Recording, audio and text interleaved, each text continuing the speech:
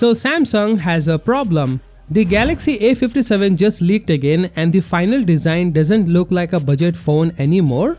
In fact, it might make their expensive flagship phone look completely unnecessary. Most people assume buying a A series means accepting a cheap plastic fill and a thick borders.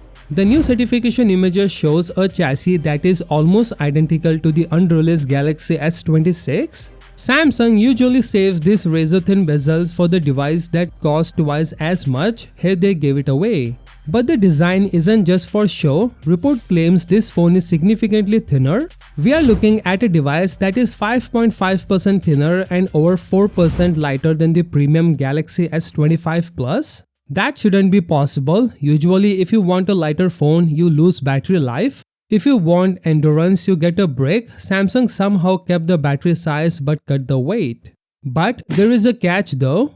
To achieve this balance, they actually shrink the display. It's gone from 6.7 inches down to 6.6 inches. Now on a spec sheet that looks a downgrade. In your hand, however, it's a correction. It fixes the one major complaint about the previous generation, usability. But a pretty body is useless if the brain is slow. The leak confirms the Exynos 1680 chipset. I know hearing Exynos usually makes us worry about the heat and lag. But the data suggests something different this time. The focus here is on massive jump in GPU performance. This matters because the phone is already being tested with the One UI 8.5. This combination implies that Samsung isn't chasing raw gaming speed, they are chasing interface smoothness. They are trying to fix the long-term lag that usually kills budget phones after 2 years. And then there is a feature that makes zero sense, Bluetooth 6.1. Now it sounds boring, but this is actually the wildest part of the leak. Most $1,000 flagship doesn't even have this yet. Bluetooth 6.1 offers privacy protocols and connectivity stability that are generation ahead of the current standard.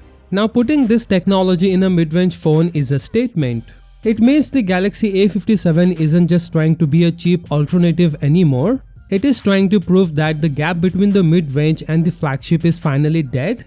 If you are wondering if the few things they did leave out are deal breaker, that is the real question. So what do you guys think of this Galaxy A57? Let me know in the comments. With that being said, subscribe if you like and I will see you guys in the next one.